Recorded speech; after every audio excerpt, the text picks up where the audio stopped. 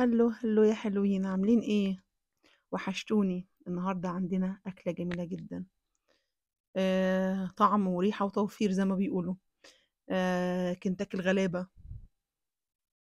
حلوة جدا وأكلة تحفة جدا، وهعملها لكم بطريقة كريسبي جدا من بره وطرية جدا من جوه. معانا حلة على النار فيها مية سخنة. هنبتدي نتبل كمون وكزبرة وملح، ومقطعين زهرة القرنبيط زي ما انتوا شايفين على هيئة وردة كده. وكل واحد على حسب التقطيعة اللي تريحه، بس أنا بحبها ولا صغيرة ولا كبيرة، وسط.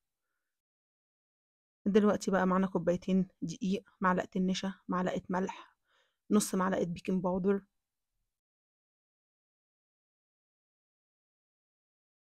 النشا يا جماعة احنا بنحطها عشان الزيت ما تشربش زيت مننا كتير، والبيكنج باودر عشان تبقى هش من جوه. دلوقتي بقى التتبيلة بتاعتنا: الكمون والكزبرة والشطة، بابريكا، كوبايتين لبن. هنزل حبة حبة، هنزل بالشوية وأقلب شوية وأقلب لغاية ما توصل معايا للقوام ده. يعني كوبايتين اللبن هياخدوا كوبايتين دقيق بنفس معيار الكوباية اللي هتعملي بيها. 3 بيضات، عليهم شوية خل قد معلقة، وعليهم شوية فلفل أسمر عشان يضيع الزفارة. وهعرف ان الخلطة بتاعتي ناجحة بالطريقة دي ان انا المس المعلقة اشوفها تعلم كده. تمام. نحط بقى شوية الخضرة بتوعتنا في الاخر. حلوة جدا. هبتدي بقى اتبل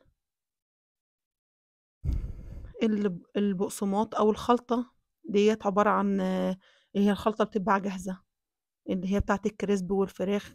اي نوع انت تحبيه هاتيه، بس لازم تكون مقرمشة، او تجيبيها من عند العطار. هتقولوا له انا عايزة الخلطة اليوناني.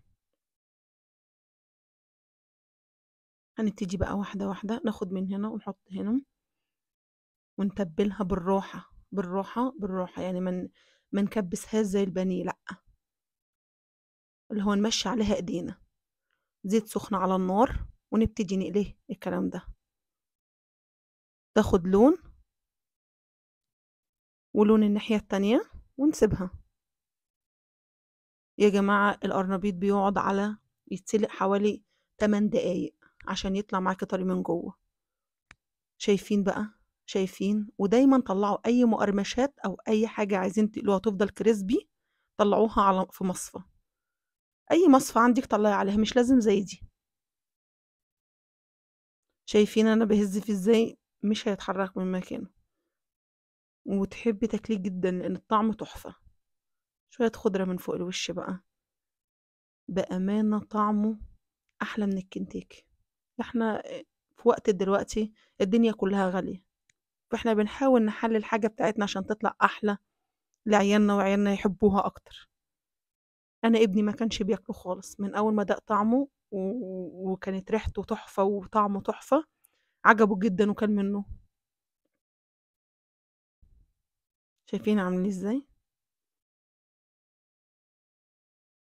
جربوها مش هتندموا. تحفة جدا جدا جدا فوق ما تتصوروا. أتمنى وصفاتي تكون عجبتكم. أتمنى كومنتات تكون حلوة زيكم. ما تنسوش بقى الشير واللايك لو عجبكم الفيديو.